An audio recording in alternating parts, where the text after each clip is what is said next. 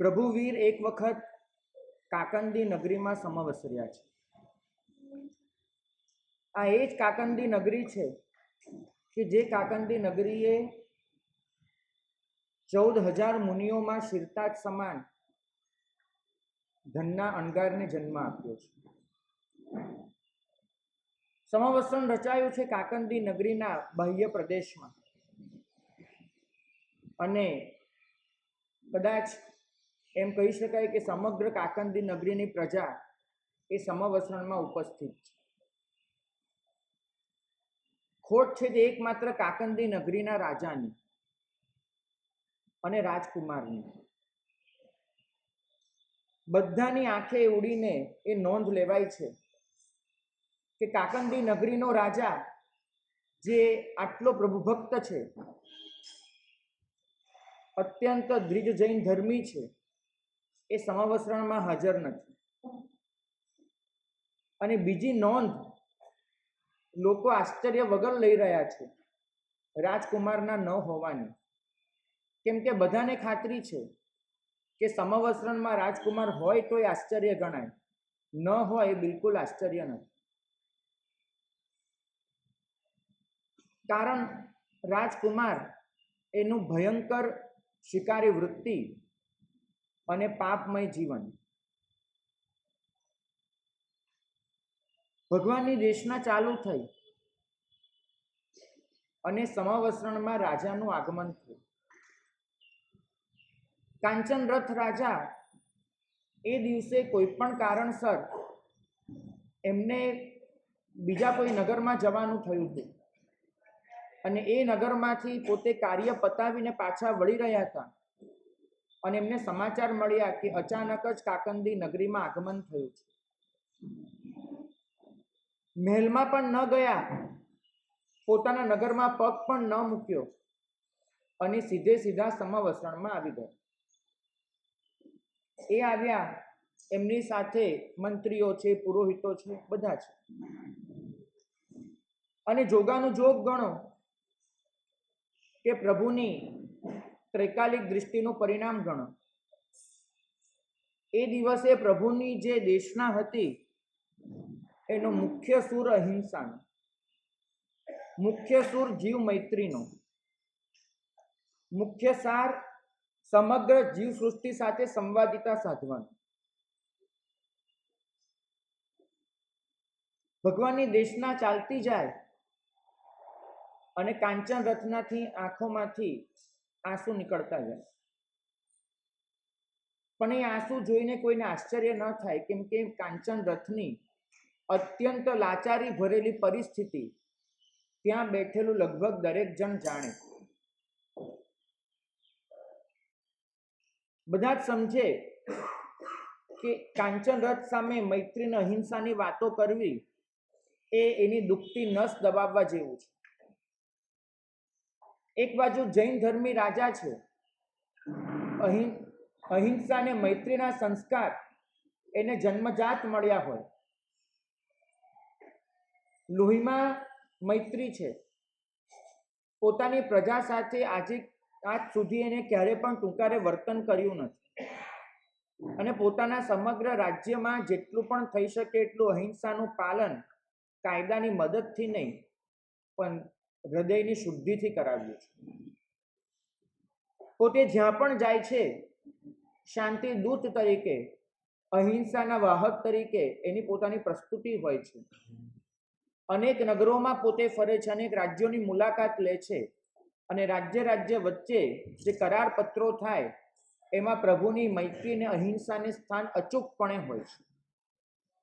એના પોતાના રાજ્યમાં તો અહિંસા કઈ રીતે પાડી શકાય, અહિંસા એક બોજ પણ ન બની જાય, અહિંસા કાયદો પણ ન બની જાય, અને બધા બહુ સરસ રીતે એનું પાલન કરી શકે એવી વ્યવસ્થા પણ એને ગોઠવેલી છે. પણ આ બધાની વચ્ચે એના હૈયાનો આઘાત આપનારી વાત એ કે એનો ખુદનો દીકરો મણિરથ કાકંદીનો રાજકુમાર, કાકંદીનો ભાવિ સમ્રાટ, એ અત્યંત હિંસામાં આસક્ત જીવ. આજે પણ પ્રભુ પધાર્યા છે એ દિવસે પણ જેમ કાંચન રથને સમાચાર મળ્યા હશે એમ મણિરથને પણ મળ્યા જ હશે. પણ એ ગયો છે પોતાના મિત્રોને લઈને જંગલમાં શિકાર. વારે તહેવારે મિત્રોને લઈ જંગલમાં જવું, પશુઓને ઘેરી લેવા, શિકાર કરવો અને એના મળદા લાવી કાકંદીમાં ઉજાણી કરવી અને બધા સાથે એ વહેંચવા, પાર્ટી કરવી, એનો કાયમનો એક સિરસ્તો થઈ ગયો. જે રાજા પોતે અહિંસામાં આટલો ગરકાવ હોય, એનો દીકરો આટલી હિંસા આચરતો હોય, રાજા માટે આનાથી મોટી કમનસીબી કોઈનું. તમે જેને ધર્મ ગણતા હો, તમારા પરિવારજનો જાહેરમાં એની ખીલ્લી ઉડાડતા હોય, ક્યાં સુધી સહન કરશો?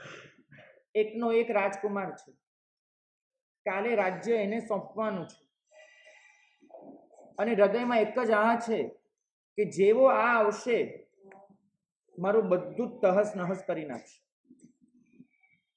જે અહિંસાનું સામ્રાજ્ય, જે પ્રેમનું સામ્રાજ્ય મેં ઊભું કર્યું છે, આખું સામ્રાજ્ય ક્યાંય હવામાં ઉડી જશે. બસ એક ફૂંક મારીએ અને વિલાઈ જશે. રાજાએ ભગવાનને રડતી આંખે પૂછ્યું, પ્રભો અનંત કરુણાના સાગર છે, જ્યાં પણ જાઓ છો સૌનો ઉદ્ધાર કરો છો. આપની કરુણામાંથી ન રોહિણી બાકાત છે, ન દ્વિજ પ્રહારી, ન અર્જુન માળી, ન અભય કુમાર. બુદ્ધિશાળી હોય કે મંદ બુદ્ધિ હોય, ઉત્કૃષ્ટ કક્ષાએ વર્તતો જીવ હોય કે અધમ હોય, આપે કોઈનો પણ ઉદ્ધાર કરવાનો બાકી નથી રાખ્યો. સાહેબ, મારા દીકરાનો ક્યારે કરશે? એના દિલમાં આ જે હિંસાની વૃત્તિ પડી છે એ ક્યારે બહાર કાઢી આપશો? એનું આ ઝેર ક્યારે નીચોવી નાખશો? સાહેબ, કંઈક કરો, મને કંઈક એવું શીખવાડો કે જેથી હું એને પમાડી શકું. આજ સુધી હજારો પ્રયત્ન કર્યા, મેં કર્યા, મારી રાણીએ કર્યા, બધું ફેલ ગયું છે. અને પ્રભુ એમની એ સ્નેહ નિતરથી મુખમુદ્રા, એ મંદ મંદ હાસ્ય અને એટલી જ શાંતિથી સભર એક સ્વર નીકળ્યો, કાંચન રથ, તમારી વિવશતા, તમારી લાચારી માત્ર હું નહીં, અહીં બેઠેલા બધા જ જાણે છે. પણ એટલો ભરોસો રાખજો, પ્રેમ એ પાણી છે, કઠોરતા પહાડ છે. દુનિયા ભલે એમ માનતી હોય કે પહાડ અને પાણીના સંગ્રામમાં પહાડ જીતે છે, એ પાણીને ખાડવામાં સફળ થાય છે, પણ એ દેખીતું સત્ય છે. અણદેખ્યું સાચું સત્ય તો એ છે કે પાણીનો વહેતો નિયમિત પ્રવાહ એ જ પહાડમાં ક્યાંક ને ક્યાંક કાણું પાડે છે અને એ પ્રવાહ એ પહાડમાંથી માર્ગ કરી લે છે. તમારી વર્ષોની મહેનત અને એથી વધારે તમે વર્ષોથી કરેલી પ્રાર્થના અને સેવેલી ભાવના કે પરિવારમાં અહિંસાની પ્રતિષ્ઠા થાય, દીકરો જીવ મૈત્રીના પગલે ડગલે ચાલી નીકળે, સફળ થઈ છે. તમે હમણાં જ જોશો તમારો દીકરો આ જ સમાવસરમાં આવશે અને અહીં આવી જિંદગીભર માટે અહિંસાના પચખાણ લેશે. તમે હમણાં જ જોશો. સાહેબ, પણ કઈ રીતે, શું બન્યું? પ્રભુએ કહ્યું કે આપણે મણિરથના મોઢે જ સાંભળીએ એ વધારે આનંદની વાત છે. પણ આવે એ પહેલા એક બ્રીફિંગ કરી દઉં ટૂંકમાં. આજે મણિરથ અને એના મિત્રો જંગલમાં ગયા હતા અને આજના દિવસનો ટાસ્ક એ લોકોએ સેટ કર્યો હતો 100 હરણ 100 હરણ એ આજનો ટાસ્ક હતો એ લોકો. એ લોકો ખાસ જંગલના એ પ્રદેશમાં ગયા કે જ્યાં આગળ હરણોની સંખ્યા મોટી છે. ત્યાં જઈ એમને હરણના વૃંદને ઘેરી લીધું. માદા હરણીઓ હતી, નર હરણો હતા, બચ્ચા હતા. શાંતિથી નિરાતે લોકો ઘાસ ખાતા હતા, ન કોઈને નડતા હતા, ન કોઈને કનડતા હતા. બસ એ કિલકાલી કરતા હતા. બચ્ચા આમથી તેમ કૂદકા મારતા હતા. માં હરણીઓ પોતાના બચ્ચાની પીઠ પર જીભ ફેરવી ફેરવીને ચાટતી હતી.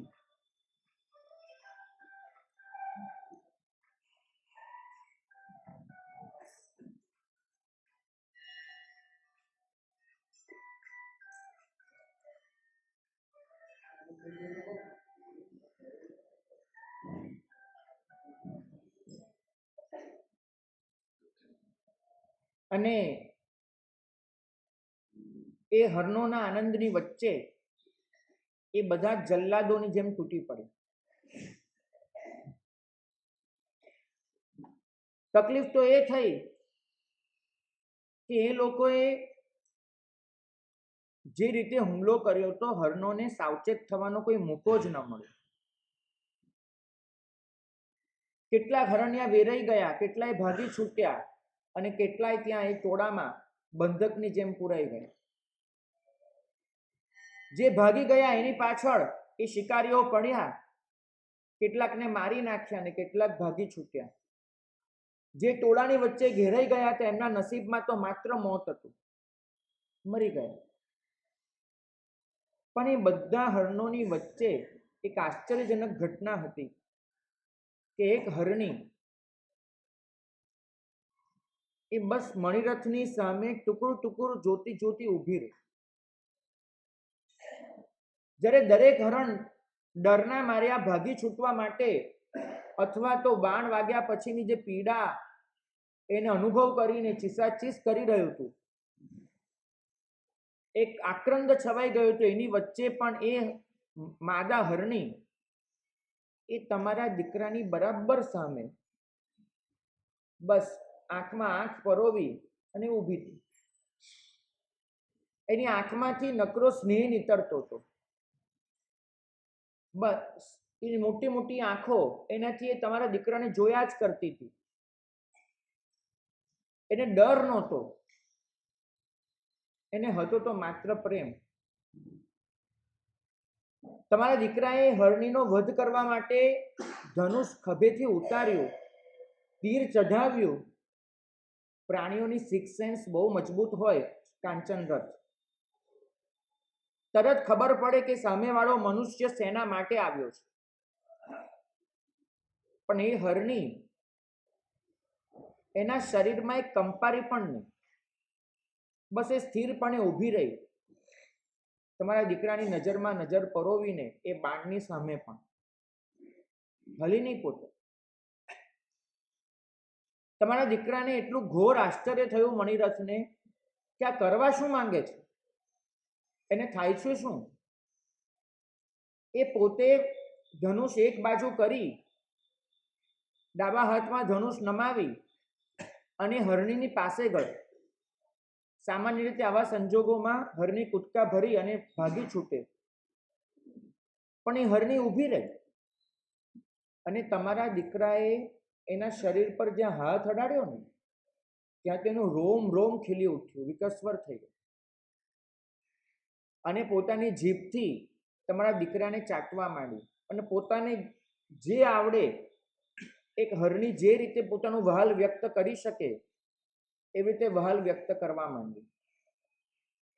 એને તમારા દીકરાની આસપાસ આંટા લગાડ્યા, કૂદકા માર્યા, જીભથી એને ચાટ્યું, પોતાનાથી થઈ શકે એવો મંદ મંદ અવાજ કર્યો અને બસ એ નાચતી રહી, ઝૂમતી રહી. અને તમારો દીકરો કાંચનરથ, હમણાં તમારી આંખમાંથી આંસુ જાય છે. પહેલી વાર મણિરથ પોતાની પીડા સિવાય બીજા કોઈ માટે રડ્યો હશે. એની આંખમાંથી એક ધીમી ધીમી ધાર ચાલુ થઈ કે આજ સુધી મેં પશુઓને માત્ર માર્યા છે, મારી સામે જે પણ જીવ આવ્યો એને મારવા સિવાય મને બીજું કશું ફાવ્યું જ નથી, આવડ્યું જ નથી. અને દરેકનું મોત એને મને આનંદ આપ્યો છે. એને તીર વાગે અને છેલ્લેની જે છટપટ ચાલુ હોય એ જોઈને એ અંદરથી હું પ્રસન્ન થયો છું. મનમાં એક જ વિચાર ચાલતો હોય કે હમણાં એને ચીરીને આનું માંસ કાઢીશું, કેવું મીઠું લાગશે. આનું ચામડું એને ક્યાંક મધાવીને રાખીશું, કેવું આમ વટ પડી જશે. એના મનમાં પોતાની ઇન્દ્રિયો સિવાય, પોતાના શોખ સિવાય, પોતાના આનંદ સિવાય બીજી કોઈ કલ્પના જ નહોતી આવતી. પણ આજે એને થયું કે એક પશુ પણ એક જીવંત તત્વ છે, એને પણ પ્રેમ હોય છે, સ્નેહ હોય છે. શું કામ હું એનો વધ કરું? શા માટે કોઈ પશુને હું પીડા આપું? પેલી હરણીનો પ્રેમ એના માટે એક ચાલક બળ બની ગયો, પ્રેરણા બળ બની ગયો. સેંકડો ને હજારો વાતો જે મણિરથને બદલી નહોતી શકી, એને પેલા હરણીના પ્રેમે બદલી નાખી. એ મણિરથે પોતાના ભાથામાં જેટલા પણ તીર હતા એ બધા તીર બહાર કાઢી એના ટુકડા કરી નાખ્યા.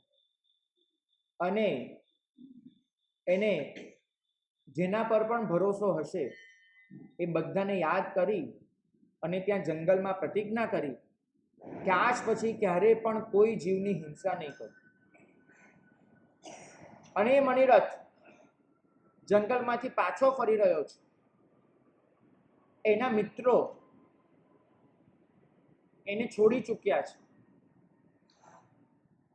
કેટલાક મિત્રો એને સાથ આપ્યો છે, બાકી બીજા બધા મિત્રો જે શિકારમાં એની સાથે હતા બધાને મણિરથનું આ હૃદય પરિવર્તન પસંદ નથી આવ્યું. એ લોકો તો હજુ પણ આ જ કાર્યમાં આગળ વધવા માંગે છે.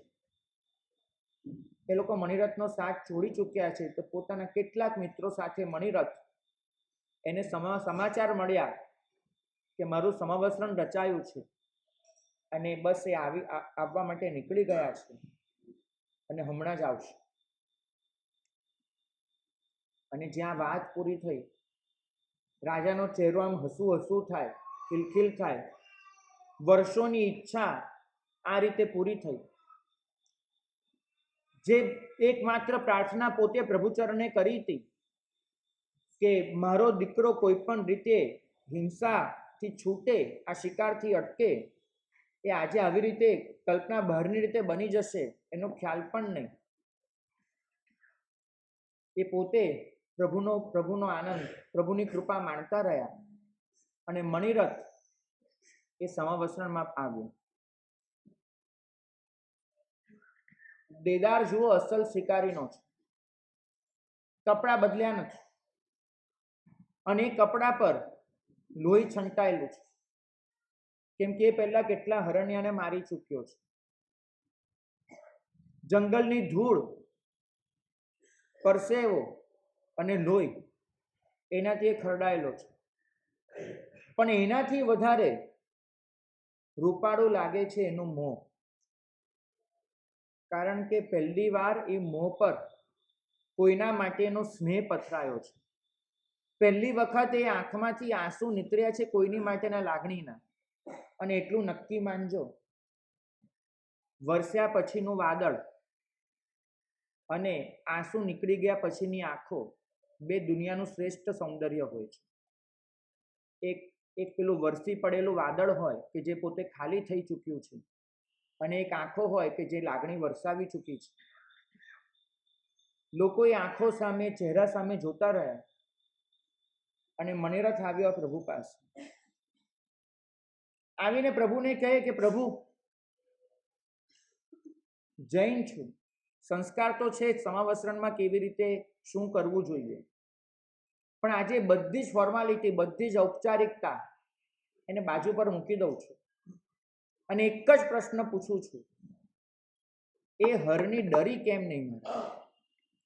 એ હરણી મારી સામે ઊભી કેમ રહી? એને મારા માટે આટલો પ્રેમ કેમ જાગ્યો? અને હું અહીંયા આવ્યો તો મારી પાછળ ને પાછળ એ સમવસ્ત્રણમાં કેમ આવી છે? એને એનો અધિકાર નથી આ ત્રીજા ગઢ સુધી આવવાનો, એ બીજા ગઢમાં છે, પણ એ આપણી વાત સાંભળે છે. મને કહો કે હરિણીના ચિત્તમાં એવું તો શું થયું? અને પ્રભુએ જન્મ જન્માંતરના પડળ ખોલ્યા. પ્રભુએ કહ્યું કે આ જ ભરત ક્ષેત્ર, એમાં એક નગર હતું અને એ નગરમાં બે અત્યંત કુલીન અભિજાત શ્રીમંત પરિવારો રહેતા. એક પરિવાર એને રૂપરૂપના અંબાર જેવી દીકરી, અને એક પરિવાર એને એટલો જ સદગુણ અને સૌંદર્યથી છલકાતો દીકરો. બંને પરિવારમાં મિત્રતા, બંને પરિવાર વચ્ચે ઘનિષ્ઠ સંબંધ, અને સામાન્ય રીતે આવા પરિવારોની ઈચ્છા હોય કે અમારા બે પરિવારમાં જ સંબંધ જોડાય, અમે બે પરિવારો લગ્નની ગાંઠથી વધુ નજીક આવીએ. અને કુદરતે એમની વાત સાંભળી લીધી હશે તો પેલા જે યુવાન યુવતી, એ બંનેને એકબીજા માટે અનુરાગ જાગ્યો અને બંને એકબીજા સાથે જીવન પસાર કરવાનું નક્કી કર્યું. પરિવારની સંમતિ હતી. આખા નગરના લોકો એમ જ ઈચ્છતા હતા કે આવું થાય, કેમ કે જાણે બંને એકબીજા માટે જન્મ્યા હોય એવી રીતે સદગુણ ગણો, સૌંદર્ય ગણો, સમજણ ગણો, પરસ્પરનો સ્નેહ ગણો, બધું જ અનુકૂળ હતું. અને એ પ્રિયંકર યુવાન, સુંદરી એ કન્યા, બંનેના લગ્ન થયા. લગ્ન પછી સુંદરી પ્રિયંકરને ત્યાં આવ્યા છે, રહે છે. અને જેમ સામાન્ય રીતે બનતું હોય છે કે આટલી સુખી જિંદગી, એમાં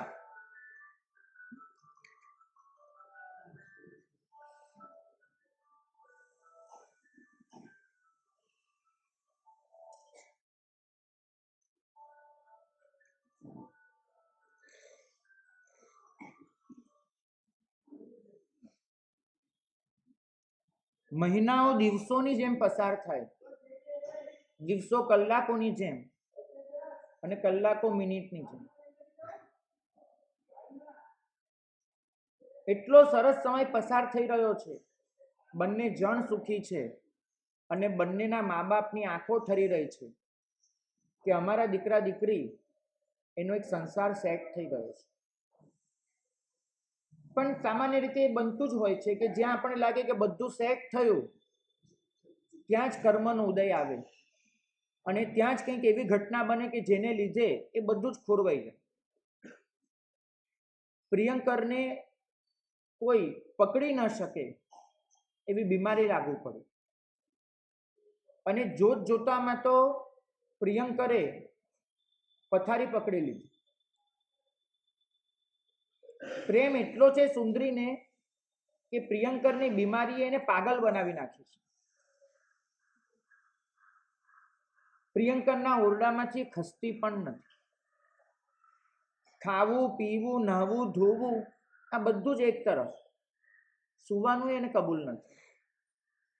માત્ર ને માત્ર પ્રિયંકરની પથારી પકડીને બેસી રહેવું, રડિયા કરવું, કલ્પાંત કરવો અને કંઈનું કંઈ બોલી બધાની આગળ આજીજી કરવી કે મારા પ્રિયંકરને બચાવી લો, મારા પ્રિયંકરને બચાવી લો. બધાને સમજાય છે કે પેશન્ટ એક નથી, બે છે, એક શારીરિક અને એક માનસિક. પણ સમય એવો છે કે અત્યારે પ્રિયંકર તરફ જ ધ્યાન આપવું પડે. શ્રીમંતાઈના દાયરામાં જે પણ થઈ શકે એ બધી જ સારવાર થઈ ચૂકી. જે પણ વૈદોને બોલાવી શકાય અને વૈદો દ્વારા દુર્લભમાં દુર્લભ જે પણ ચિકિત્સાઓ થઈ શકે એ બધી જ કરી લીધી. પરિણામ એક જ આવ્યું, નિષ્ફળતા. અને 4 દિવસની ભીતર પ્રિયંકરે જીવ આપી દીધો. સુંદરી જે પલંગની કોર પકડીને બેસી રહી છે, એના માટે આ હકીકતનો સ્વીકાર કરવો કે પ્રિયંકર હવે નથી, એ પણ અશક્ય હતું. આઘાત તો લાગે કે તમે પેલા હકીકતને સમજો અને સ્વીકારો કે પ્રિયંકર હવે નથી. અહીં તો એ મૂઢતાની અવસ્થા આવી ગઈ છે કે જ્યાં આગળ કોઈનું મોત એને પણ તમે સમજી જ નથી શકતા. સુંદરી માટે પ્રિયંકર હજુ જીવે છે, માત્ર એને બોલવાનું, ચાલવાનું, ખાવાનું, પીવાનું બધું છોડી દીધું છે ને ઊંઘી રહ્યો છે. એના મતે પ્રિયંકર માત્ર કોમામાં છે, બીજું કશું જ નહીં. એક જ આશા છે કે પ્રિયંકર ક્યારેક ઉઠશે, ક્યારેક બોલશે, ક્યારેક ખાશે, પીશે અને અમારો સંસાર ફરીથી ચાલુ થશે. બાપનું હૈયું એ માનું હૃદય ભાંગી જાય. ફસલાઈ પડ્યા સુંદરીની બાજુમાં. મહેનત કરી લોકોએ કે સુંદરીને પલંગ છોડાવી શકાય અને બહારના ઓરડામાં લઈ જવાય. કશું જ ખપ ન લાગ્યું. એક એવું બળ એની અંદર પ્રગટ્યું છે, એક જીજી વિશાનું, એક જનૂન કે બસ અહીંથી જવું જ નહીં. અને એમાં હદ તો ત્યારે થઈ કે સવારની સાંજ પડી અને સાંજે લોકોને થયું કે હવે રાત્રે આ મળદું અહીંયા ન રખાય.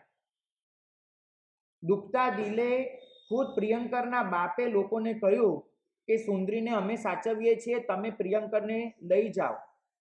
અને લોકો પ્રિયંકરને લેવા આવ્યા, એ ઠાઠડીમાં મૂકવા માટે આવ્યા અને એની સામે પેલી વાઘણ બની સુંદરી. બટકા ભર્યા, નખોડિયા માર્યા લોકોને. વાળ વિખરાઈ ગયા છે, આંખો ચડી ગઈ છે અને જાણે સાક્ષાત કોઈ કાલીમાનો અવતાર હોય એવી રીતે તૂટી પડી બધા પર.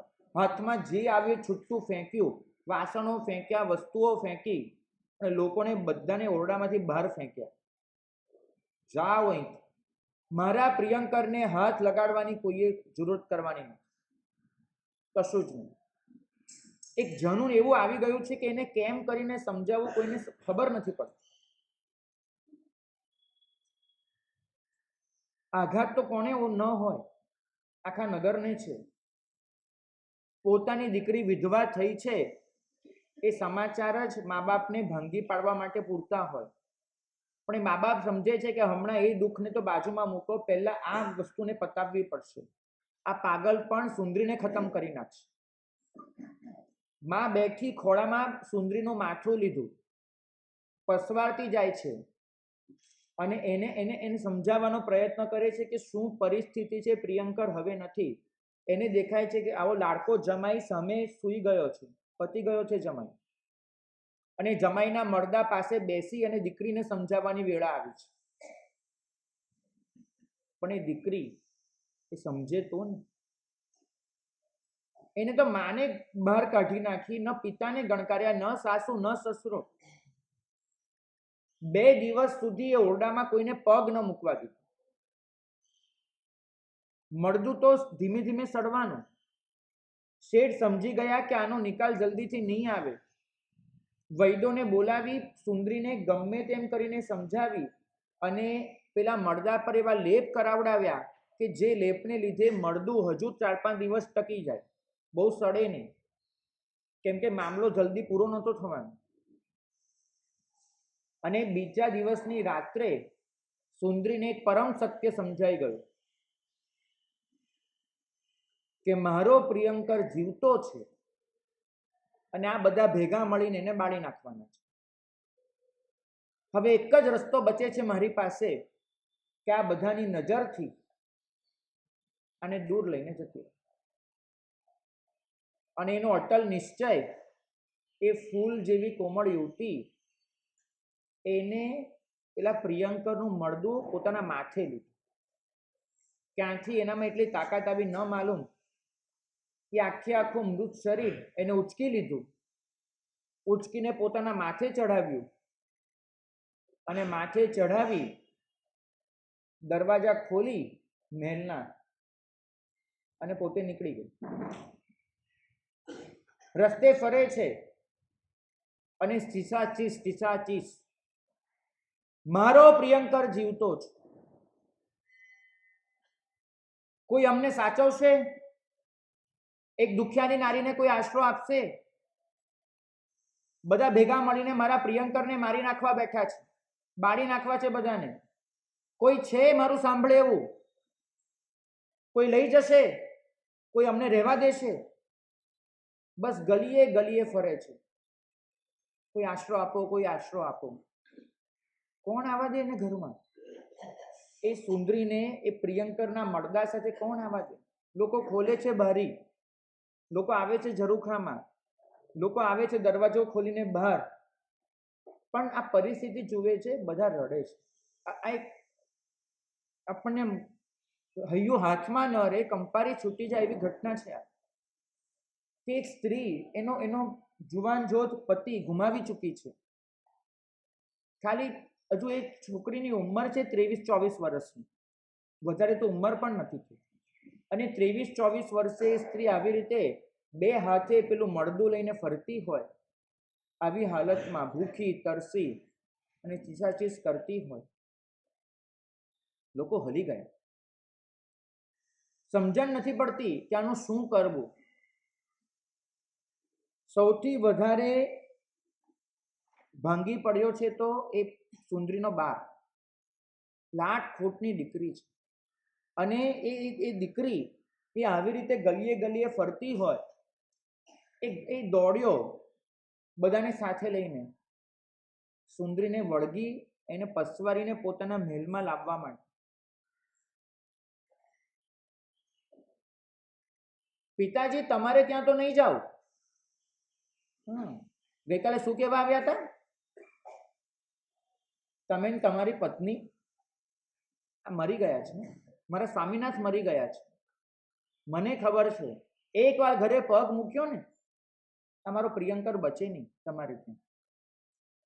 કોઈના પણ ઘરે જઈશ, તમારે ત્યાં નહીં આવું. બાપ રડતો રહ્યો અને સુંદરી મળદાને લઈને ત્યાંથી ભાગી છૂટી. નગરમાં કોઈએ એને શરણું ના આપ્યું, અને જ્યાં એને લાગ્યું કે આ પ્રિયંકરને કંઈક હાનિ પહોંચશે, ત્યાં એને ખુદને જવું નહીં હતું. નગરના કિલ્લામાંથી બહાર નીકળી ગઈ, અને બહાર, નગરની બહાર જે ખુલ્લી જગ્યા હતી, સ્મશાનની, જંગલ જેવી, ત્યાં જઈને પોતે બેસી ગઈ. એક ખંડેર દેવાલય જેવું હતું. પ્રાચીન કાળે કોઈ સ્મશાનના દેવનું સ્થાનક હશે. એ ખંડેર જીર્ણ શીર્ણ દેવાલય, એ દેવાલયની બહાર જે છત, એ છતની નીચે થોડો જે છાંયડો હોય, એમાં એને પ્રિયંકરને સુવાડ્યો. આજુબાજુમાંથી ક્યાંયથી એને જે મળ્યું એ થોડા કપડાના ટુકડા, ધાભા, એ બધું વીણી લાવ્યું. એનાથી એને પથારી કરી અને પથારી પર પ્રિયંકરને સુવાડ્યું. લાગણી એટલી છે કે પ્રિયંકરને કોઈ તકલીફ ન પડવી જોઈએ, પણ ક્યાંયથી એને ઓશીકું ન જડ્યું. ઓશીકું બનાવવા જેટલા કપડાં નહીં મળ્યા, તો પોતાનો હાથ રાખી એના પર પ્રિયંકરને સુવાડ્યો છે, મારા પ્રિયંકરને કોઈ કષ્ટ ન થવું. અને બસ એના માથે હાથ ફેરવ્યા કરે છે, વહાલ કર્યા કરે છે, અને એક જ વાત કરે છે, પ્રિયંકર ઊભો થાય. પ્રિયંકર બોલને ભાઈ, શું થયું મારી સાથે? સ્વામી શું થયું? કેમ નથી બોલતા? બસ પછી ઘડીકમાં એને પાછો સનેપાત ઉપડે. સાંભળ, જો તને ખબર છે હું તને ક્યાં લઈ આવી છું? દુનિયામાં પ્રિયંકર તારું કોઈ નહીં હોય ને, એક સુંદરી તારી છે. એ તને બાળવા નહીં દે કોઈને. આખી દુનિયાની સામે લડી લેશે, પણ એ તને બચાવી લેશે. આખી દુનિયા સામે જે કરવું એ કરી લેશે, પણ સુંદરી જીવતી છે ત્યાં સુધી તને કોઈ મારી ન શકે. ક્યાંક એની સાથે આવી વાત કરે, ક્યાંક એને જગાડવાનો પ્રયત્ન કરે. બસ આ ચાલ્યા કરે છે. બાપ ગયો રાજ દરબારમાં. રાજાની સામે પોતાની દોલત મૂકી દીધી, હીરા મોતી માણેક જે હતું તે. રાજાને કે મારી બુદ્ધિ ખલાસ થઈ ગઈ છે, પરવારી ગઈ છે. દીકરીની આ પરિસ્થિતિ કેમ કરીને એને કંટ્રોલ કરવી નથી સમજાતું. રાજાને દયા આવી. રાજાએ કીધું કે શેઠ, તમે મારી પ્રજા છો, આ કંઈ સોદો નથી, તમારી દીકરી મારી દીકરી છે, આ બધું ઉપાડો, માણસોને કહો ઘરે પાછું મૂકે, આપણે સાથે બેસીને વિચાર કરીએ શું કરાય. રાજાએ જ્યોતિષીઓને પૂછ્યું કે કુંડલી જુઓ, આના નસીબમાં શું લખ્યું છે, અને બરાબર જો પહેલાંય સરખી જોઈ હોત ને તો પ્રિયંકર મરત નહીં. વૈદોને કીધું કે કોઈ દવા જડે છે તમને આની, અને રાજા બધી વાત કરે. બાજુમાં રાજકુમાર બેઠો છે, અનંતકુમાર. અનંતકુમારે રાજાને કીધું કે પિતાજી, નાનો છે, આપ વડીલ છો, બધા શેઠ વડીલ છે, આપ વડીલ છો, પણ હું એમની દીકરીની ઉંમરનો છું. સરખી ઉંમરના હોવાના લીધે અમને થોડીક આવી લાગણીઓ વિશે વધારે ખબર પડે અમારી પેઢીની. પિતાજી, આમાં જ્યોતિષીએ કશું ન કરી શકે અને આ વૈદરાજ કશું ન કરી શકે. મને આ પ્રજા આપો, હું પોતે આ મામલો આખો થાળે પાડીશ. મને આખી પરિસ્થિતિ સમજાઈ ગઈ છે. રાજાએ કીધું પણ બોલ ને, આપણે કોઈને મોકલી આપ્યું. નહીં પિતાજી, નહીં. જેમ આપની આ પ્રજા છે ને, કાલે આ મારી પ્રજા બનવાની છે. જો પ્રજા સાથે હું જ કામ પાડતા નહીં શીખું તો કેમ ચાલે? મને કંઈક કરવા દો, મને ખાલી અઠવાડિયાની મહેતલ આપો. અઠવાડિયામાં એક સુંદરીને હું એકદમ સ્વસ્થ કરીને લઈ આવીશ, વધુમાં વધુ અઠવાડિયું. શેઠે કીધું કે રાજકુમાર, તમારા જેવું તો ભગવાન પણ નહીં. બોલો શું જોઈએ છે? શેઠ, એક જ કામ કરો, મને 23-24 વર્ષની ઉંમરની કોઈ સ્ત્રી જે આમ થોડીક સદગુણ એટલે સૌંદર્યવાળી હોય અને હમણાં જ મરણ પામી હોય એનું મળદું લાવ્યા. બસ 20-25 વર્ષની આજુબાજુનો છે તો બી ચાલશે, એક મળદું જોઈએ છે એક સ્ત્રીનું. આટલું મને આપો, બીજું બધું હું કરી લઈશ. રાજાએ શેઠે પોતાના માણસોને દોડાવ્યા. આટલી મોટી કાકંદી નગરીની એની આજુબાજુ આટલો મોટો પ્રદેશ, કલાકોમાં તો એક સ્ત્રીનું મળદું હાજર થયું. બહુ ગૌરવપૂર્વક એ મળદાને લાવવામાં આવ્યું. જે પરિવારની એ વ્યક્તિ હતી, એ પરિવારને પૂરેપૂરું સમજાવવામાં આવ્યો હતો કે એક સ્ત્રીની જિંદગીનો સવાલ છે, એની સારવાર માટે જોઈએ છે, અમે આ મળદા સાથે કોઈ દુર્વ્યવહાર નહીં કરીએ. અને એને સમજાવી બુઝાવી અને મળદું લાવવામાં આવ્યું હતું. પેલા પરિવારે પણ સહાનુભૂતિથી એ મળદાને લઈ જવાની છૂટ આપી. મળદું આવ્યું. રાજાએ કીધું, રાજકુમાર કેટલા જણને સાથે મોકલું? રાજકુમાર કે કોઈ નહીં, આમાં માણસની જરૂર નથી, મને જવા દો. રાજકુમારે એ મળદા પર જેમ પેલો લેપ લાગે એવો લેપ લગાડ્યો. 4-5 દિવસ એને કંઈ થાય નહીં. અને મળદાને લઈ માથે ઉચકી અને નગરની બહાર વાટ પકડી. લોકો બધા જોયા કરે કે ગઈકાલે એક મળદું ગયું, આજે બીજું. આ છે શું? પણ નગરના દરવાજા સુધી રાજકુમાર એકદમ ડાયો, એકદમ ડાયો. જેવો દરવાજાની બહાર પગ મૂક્યો અને ખબર નહીં મળદામાંથી કોઈ ભૂત આવ્યું, શું વળગ્યું, રાજકુમાર પાગલ. અને પાગલની જેમ ચીસો પાડતો પાડતો પેલું મળદું લઈ અને સ્મશાનમાં દોડી ગયો. મારી નાખવાના, આ મારી પત્નીને બાળી નાખવાના છો તમે? નહીં કરવા દો, નહીં બને. મારી પત્ની મારે જીવતી જીવ, તમે આવી રીતે એની સાથે વર્તન કરો, નહીં બને. જાઓ, તમારું રાજ્ય તમને મુબારક, રહો શાંતિથી. એટલું યાદ રાખજો, અહીંયા આવવાની હિંમત નહીં કરતા.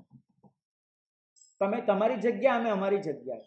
નહીં માંગતા કશું તમારી પાસે, પણ અહીંયા નહીં આવું.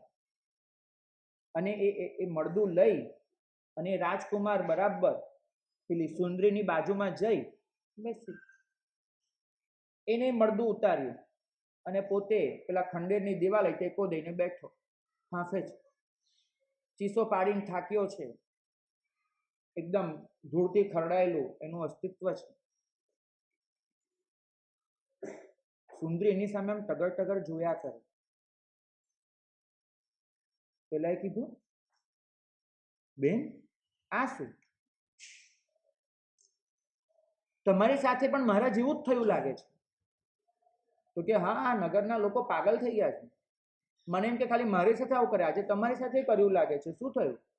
તો કે આ મારી પત્ની, ખાલી આજે સવારે એને બોલવાનું બંધ કર્યું, ખાતી નથી પીતી નથી 3 દિવસથી, તો બધા લાવવા એને લેવા આવ્યા કે બાળી નાખવા છે. કોણ પોતાની પત્નીને કોઈ બાળવા દે? એટલે મારી બૈરી છે, શું કરવું હું નક્કી કરું. તો કે બહુ સાચી વાત ભાઈ, બહુ સાચી વાત. આ મારી પત્ની, આ મારો પતિ, સેમ આ લોકોને આ કરવું છે. નક્કી નક્કી. પેલા રાજકુમારે કહ્યું કે બેન આપણે નક્કી કરીએ, 1 થી 2 ભલા, આપણે 2 મળી આ બધાને પહોંચી વળીશું, પણ આપણા 2 ની 7 ગામ. હવે આપણે બંને ભાઈ બહેન અને આ બંનેને આપણે બચાવવાનું. પોતાના જેવું કોઈક મળ્યું તો સુંદરી એની સાથે વાત કરવા રેડી થઈ, તૈયાર થઈ. અને સાંજ પડી ત્યાં તો પેલો રાજકુમાર એ બાજુમાં જે જળાશય હતું ત્યાંથી થોડુંક પાણી ગાળીને લઈ આવ્યા અને સુંદરીને કહ્યું કે બેન આપણે તો છે ને બહુ લાંબી લડાઈ લડવાની છે, અને લડાઈ લડવા માટે જોઈશે આપણી પાસે તાકાત, શક્તિ. આપણે નબળા પડી જઈશું, ખાઈશું નહીં, પીશું નહીં, તો લડીશું કેવી રીતે? જરૂર છે આપણા માટે તાકાતની. તમે થોડુંક પાણી પી લો.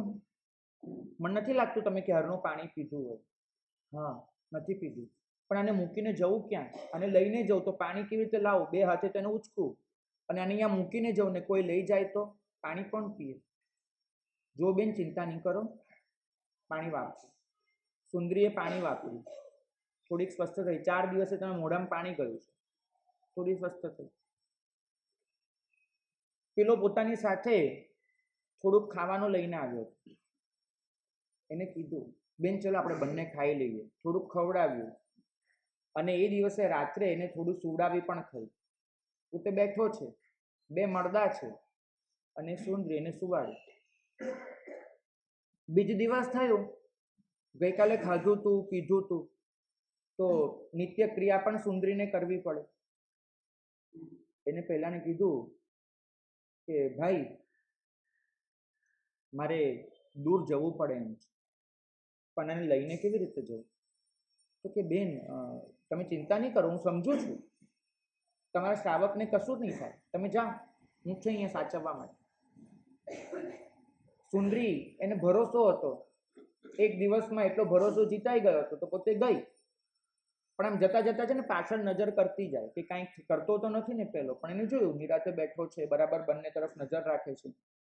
પોતે આવી 15 મિનિટે તો ભાઈ ગાયબ, હતો જ નહીં ત્યાં આગળ.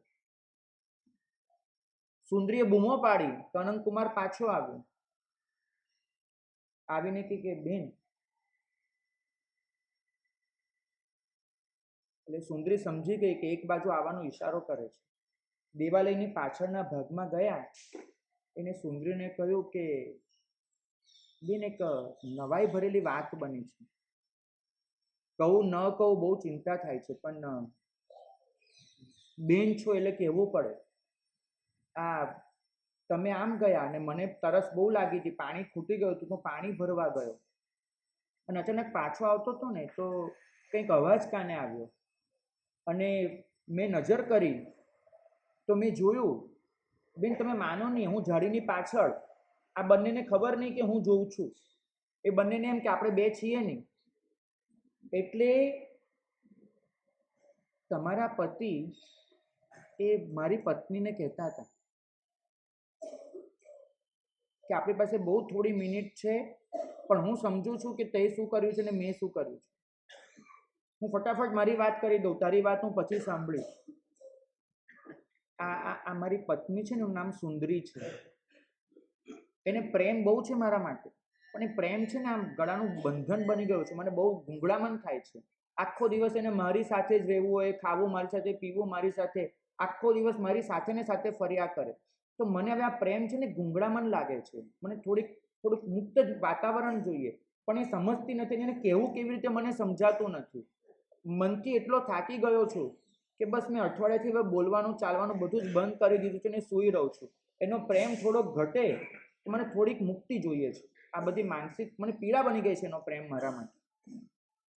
અને હજુ મારી પત્ની એનો કંઈ જવાબ આપે એ પહેલા તો તમે આવી ગયા એટલે લોકો શાંત થઈ ગયા. પણ અમે નજરે જોયું. અને સુંદરી એને તો જે ગુસ્સો આવ્યો, ગઈ પ્રિયંકર પાસે. એટલે પણ તમને આ થતું હતું તો મને કહી દેવું હતું. તમે આવી રીતે કોઈકને કહેવા જાઓ, આ કેમ ચાલે?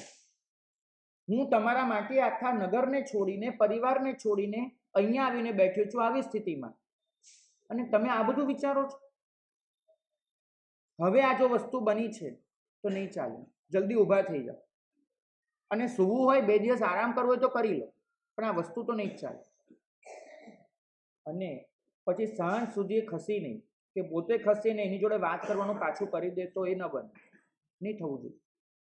પણ ધીમે ધીમે અનંતકુમાર સ્ટેપ બાય સ્ટેપ આગળ વધતા જાય છે.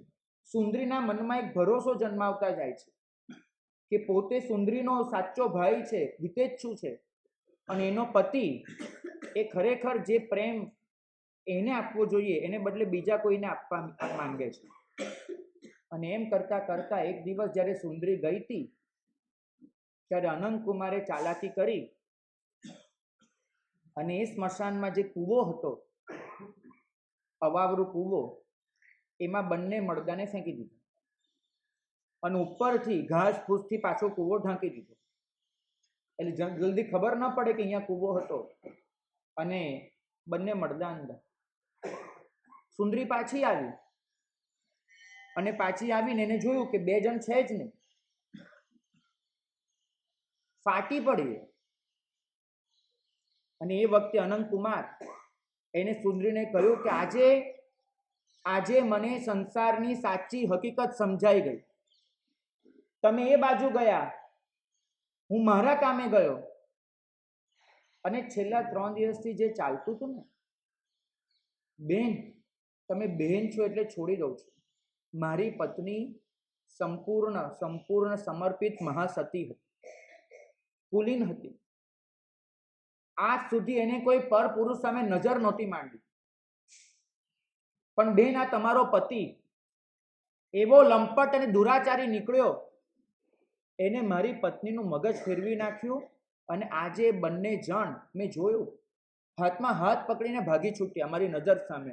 હું બૂમો પાડતો રહ્યો અને બંને જણ દોડી ગયા. કઈ દિશામાં? ચલો આપણે જઈએ, એમને પાછા લઈ આવીએ. બેન, એક વસ્તુ પૂછું છું, ખરેખર લાગે છે કે હવે પ્રિયંકરને આપણે પકડીને લાવીશું, મારી પત્નીને લાવીશું, એનો કોઈ મતલબ હશે એવું લાગે છે? એ લોકોને જો આપણા માટે સ્નેહ હોત આવી રીતે ભાગી શું કામ ચાલે? જે બંને માટે આપણે બધું છોડ્યું, એ લોકો આવું કરે જ શું કામ? બેન, જવા દો. આ સંસાર છે, આ જ સંસાર છે, જવા દો. અને જ્યાં એ લાગણીના પૂર ઓસર્યા, જ્યાં એ એક તીવ્ર સ્નેહ હતો, એક જનૂન હતું, એ કંટ્રોલમાં આવ્યું, ત્યાં સુંદરી હવે થોડુંક સાંભળવા સ્વસ્થ થઈ. અનંતકુમારે સમજાવી કે બેન ચલો આપણે જઈએ આપણા નગરમાં પાછા. એ બંનેને હવે એમની જિંદગી જીવવા દઈએ. બેન, એક જ વસ્તુ પૂછવી છે, તમને પ્રિયંકર વહાલો હતો કે નહોતો? કે પૂરેપૂરો. તો પ્રિયંકર જેમાં ખુશ હોય એમાં તમને ખુશી ખરી કે નહીં? તો કે હા. તો પ્રિયંકરને ગઈકાલ સુધી તમારા સાથે ખુશી હતી, આજે એની બીજી કોઈ સ્ત્રી સાથે છે. તમે પ્રિયંકર પર કબજો કરવો છે કે એની ખુશી એને તમારે સ્વીકારી લેવી છે? હું આ જ વસ્તુ મારા હૃદયને પૂછું છું. અને બસ મારી પત્નીને પ્રિયંકર જોડે રહેવું સારું લાગ્યું હશે તો ભલે ગઈ, બસ આટલું જ અનુભવ છે. આપણે ક્રોધ ને ક્લેશ શેનો કરવાનો? એમને એમના માર્ગે જવા દઈએ, આપણે આપણી જિંદગી જીવીએ. બેન ચલો. એને નગરમાં પાછો લઈ આવ્યો, લાવીને એના પિતાના ઘરે મૂકી, નવડાવી ધોવડાવી, કપડાં બરાબર પહેરાવ્યા, ખવડાવ્યું પીવડાવ્યું, સ્વસ્થ કરી અને પછી પોતે રાજા પાસે ગયો, પોતાના ઘરે. આખું નગર એને અભિનંદી રહ્યું. ઓલો બાપ એ તો કે ભાઈ ભગવાન ઉપર છે ને તું ભગવાનનું સ્વરૂપ છે, તે બચાવી લીધી મારી દીકરીને, મોતના મોઢામાંથી પાછી કાઢી, નહીં તો એક ટુકડે ટુકડે મરી જાય, પોતાનો જીવ આપી દે. ભાઈ તારા જેવો કોઈ ઉપકારી નહીં. અને પછી 2-3 દિવસ ગયા, એ જ અનંતકુમાર પાછો સુંદરીને ત્યાં આવ્યો. આવીને સુંદરી સાથે બેઠો, આખા પરિવારને બેસાડ્યો અને સુંદરી સાથે વાત ચાલુ કરી. એક લાગણીનો તંતુ જોડાઈ ગયો છે. વાત ચાલુ કરી, સમજાવ્યું કે પરિસ્થિતિ ખરેખર શું હતી અને સુંદરીએ શું પગલાં લીધા હતા અને પોતે શું કરવું પડ્યું. સુંદરીને ખૂબ શરમ આવી પોતાની જાત પર, અને એની સામે એને એટલો પસ્તાવો પણ થયો કે મેં મારા લીધે આ બધું કર્યું. એક આઘાત તો હતો પ્રિયંકરને ગુમાવી દીધાનો, પણ એથી વધારે આઘાત લાગ્યો પોતાની મૂઢતા માટે. પોતે સ્વસ્થ થઈ અને ધીમે ધીમે અનંતકુમારે એ સુંદરીને 6-12 મહિને પ્રભુના માર્ગે વાળી, સમ્યક તો પમાડ્યું અને સાચી શ્રાવિકા બનાવી. એ સુંદરીની શેષ જિંદગી સમ્યક્વંત શ્રાવિકા તરીકે પસાર થઈ. આરાધના કરી, સાધના કરી. પ્રભુએ કીધું કે મણિરથ, એ જ સુંદરી એનો જીવ એ આ ભવચક્રમાં ફરતો ફરતો ક્યાંક ઊંચે ક્યાંક નીચે ગતિ કરતો કરતો આજે મણિરથ તરીકે તારો જન્મ થયો છે. એ દિવસની એ સુંદરીનો જીવ એ જ તું છે મણિરથ, એ તું જ છે. અને તારો એ ભવનો પતિ પ્રિયંકર, એને એ ભવમાં એવી કોઈ સમજણ નહોતી મળી. સુંદરી સુંદરી સુંદરી મનમાં એક જ રટન સાથે મરી ગયો હતો.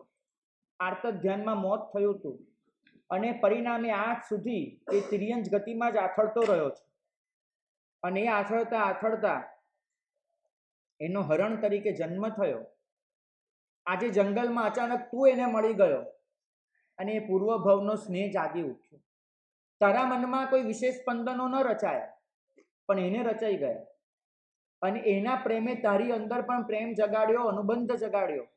મણિરથ, એટલું યાદ રાખવું કે જેના કાર્ય કારણ ભાવ સમજાય ને એવી લાગણી તે સંબંધ કહેવાય, પણ જેના કાર્ય કારણ ભાવ સમજી ન શકાય ને એવી લાગણી અનુબંધ કહેવાય. આ અનુબંધ હતો તારો એની સાથેનો, એનો તારી સાથેનો. એ હરણ રૂપમાં છે અને તું અહીંયા હતો એની સામે. અને એટલા માટે જ એ જીવ પ્રત્યેની લાગણી એને તારા હૃદયમાંથી હિંસાનું ઝેર કાઢી નાખ્યું અને તને સ્વસ્થ કર્યો અને તું અહીંયા આવ્યો છે. ઘટના આખી પૂરી થઈ. આ જન્મ જન્માંતરની આ સફર, પોતાની મૂઢતા અને પોતાનું ઉત્થાન, આ બધું જોઈને સાંભળીને મણિરથ એના સંસાર માટે ખૂબ વૈરાગ્ય જાગ્યો. એને પ્રભુને વિનંતી કરી કે પ્રભુ, આપને મારામાં પાત્રતા લાગે છે. જો આપને પાત્રતા દેખાતી હોય તો આવા કારમાં સંસારમાં હવે મારે રહેવું નથી. મારે સંયમ અંગીકાર કરવો છે. પ્રભુએ કહ્યું કે વિલંબ મત કરશો, પિતાની રજા લઈ લો. મણિરથ ગયા કાંચન રથ પાસે. જે બાપ એવું પૂછે છે હમણાં કલાકો પહેલા તો કે મારા દીકરાને હિંસામાંથી કેમ છોડાવો, એ બાપ આગળ એ દીકરો ઊભો રહી ગયો છે. પોતાનો ભાવિ વારસદાર, પોતાનો પટ્ટરથ, કે મારે દીક્ષા લેવી છે. કાંચન રથ, એક બાજુ વિયોગના આંસુ અને બીજી બાજુ હર્ષના આંસુ, એને બંને આંખોથી રડતા રડતા એને મણિરથને રજા દીધી. દેવો વેશ લઈને આવ્યા. મણિરથે વેશ ધારણ કર્યો અને એ વેશ ધારણ કરી પ્રભુ આગળ ઉપસ્થિત થયા ચારિત્ર લેવા માટે.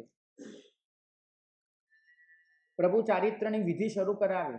મણિરથે એક જ પ્રશ્ન કર્યો કે પ્રભુ, એક સમાધાન બાકી રહે છે. એ અનંત કુમારનું શું થયું? એ અનંત કુમાર ક્યાં? એ સમાધાન બાકી રહે છે. બીજા બધા માટે તો નથી પૂછતો, ભવચક્રમાં ક્યાંક ને ક્યાંક થઈ ગયું હશે. એ અનંત કુમારનું શું થયું? પ્રભુએ કહ્યું કે મણિરથ, એ અનંત કુમારનો આત્મા એ પણ આ ભવચક્રમાં ભ્રમણ કરતા હું પોતે મહાવીર તરીકે જન્મ્યો છું. એ અનંત કુમારનો જીવ એ હું પોતે જ હતો અને આ ભવમાં વર્ધમાન તરીકે મારો જન્મ થયો છે. આપણે જે પ્રભુના ભવનું ચરિત્ર વાંચીએ 27 ભવનું, એમાં આપણે વાંચીએ છીએ કે 22 નર ભવલહી પુણ્ય દશાવર્યા. એ 22મા ભવમાં પ્રભુએ દીક્ષા નથી લીધી, પણ શ્રાવક જીવન પાળી અને પુણ્યનું અર્જન કર્યું છે. એ 22મા ભવની પ્રભુની આ કથા છે. બીજા તો અનંત કુમાર તરીકે કેટલાય પ્રસંગો એમના જીવનમાં બન્યા હશે, પણ આ એક પ્રસંગ એટલે નોંધાયેલો છે કેમ કે આ જ્યારે આખી ઘટના બની આ મણિરથની, એ વખતે સમવસ્ત્રણમાં જે દેવ દેવીઓ હાજર હતા એમાંના એક દેવી હતા રી દેવી. જે તમે બોલો છો, મોટી શાંતિમાં નામ લો છો, ઓમ રી શ્રી, એ તમે રી દેવીનું જે નામ લો છો, એ રી દેવી ત્યાં હાજર હતા અને એને આ આખી ઘટના પોતાની નજરે જોઈતી, સાંભળી હતી. એ પ્રભુએ પોતાનો એ અનંત કુમારનો જે ભવ વર્ણવ્યો હતો એની નજરે જોયો હતો. અને પ્રભુના નિર્વાણ પછી લગભગ 1000 કરતાંય વધારે વર્ષ વીત્યા ત્યારે એક ઉદ્યોતન સુરી કરીને આચાર્ય ભગવંત થયા. એ ઉદ્યોતન સુરી મહારાજ એમની સાધનાના પ્રતાપે રી દેવી એમને પ્રગટ થયા અને રી દેવીએ એમને વરદાન આપવા સાથે એક જ વિનંતી કરી કે મારી એક વિનંતી છે મહારાજ, કે મેં પોતે અનેક વખત સમવસ્ત્રણમાં પ્રભુની દેશના સાંભળવાનો લાભ લીધો છે. અનેક પ્રસંગો પ્રભુના મેં મારી નજરે જોયા છે. મારી ઈચ્છા છે કે એ બધા જ પ્રસંગો તમે લખો અને આ દુનિયાને આપો. તમે એ બધી જ દેશનાઓ અને સંવાદો લખો અને દુનિયાને આપો. અને રી દેવી એ લખાવવા બેઠા અને ઉદ્યોતન સુરી મહારાજ લખવા બેઠા અને એ રીતે જે ગ્રંથનું સર્જન થયું એ ગ્રંથનું નામ છે કુવલય માલા. કુવલય માલા કરીને ગ્રંથ છે જે આવી રીતે રી દેવીએ ઊભા રહીને લખાવ્યો છે. અને એમાં આ આખી અનંત કુમારની ઘટના સ્વયં પ્રભુએ પોતાના મુખે વર્ણવેલી એમાં આપેલી છે. ભાગ્યશાળી આજે જ્યારે પ્રભુનું નિર્વાણ કલ્યાણ છે ત્યારે પ્રભુની સંવેદના આ સૃષ્ટિ માટેની એમની લાગણી શું હતી એ તમને સમજાવું છું. પ્રભુનો આત્મા હંમેશા વરબોધિ ધારક હોય. આપણે બધા જે સમ્યક્ત્વ પામીએ ને એને બોધિ કહેવાય. જ્યારે પ્રભુના સમ્યક્ત્વને કહેવાય વરબોધિ. વરબોધિ એટલે શ્રેષ્ઠ કક્ષાનું સમ્યક્ત્વ. અને એ શ્રેષ્ઠ કક્ષાના સમ્યક્ત્વના પરિણામે પ્રભુની સમગ્ર ભવયાત્રા એમાં 2 વિશેષતા જોવા મળે, જે લલિત વિસ્તરા ગ્રંથમાં હરિભદ્ર સુરી મહારાજે વર્ણવી છે. એક, પ્રભુનો આત્મા કોઈ પણ ભવમાં જાય ત્યાં નીચી કોટીમાં જન્મ ન લે. પ્રભુ 2 ઇન્દ્રિય બને ને તો કીડા ન બને, શંખ બને. પ્રભુ પંચેન્દ્રિય બને ને તો ગરોળી જેવા નીચલી કક્ષામાં એમના જન્મ ન હોય, ઉચ્ચ કક્ષાના સિંહ જેવા અવતારો હોય એમના. તો ક્યારે એમનો આત્મા વરબોધિના પરિણામે નીચલી કોટીમાં જન્મ ન લે. અને 2, જ્યાં પણ એમનો જન્મ થાય ત્યાં આગળ